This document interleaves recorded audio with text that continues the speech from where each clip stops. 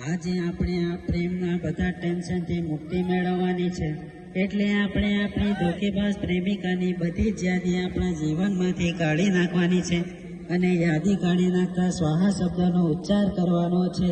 તો ચાલો શરૂ કરીએ.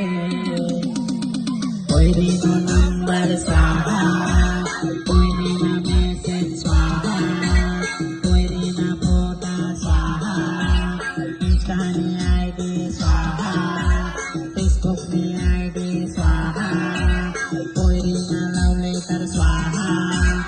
આજકાલની કોઈરીથી સાવધાન, આજકાલની કોઈરીથી સાવધાન.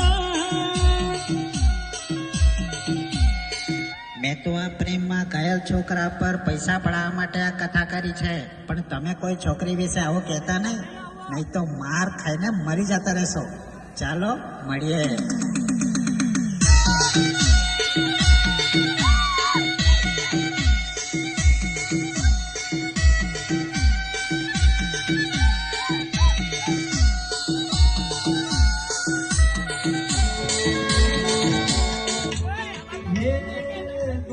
Yeah,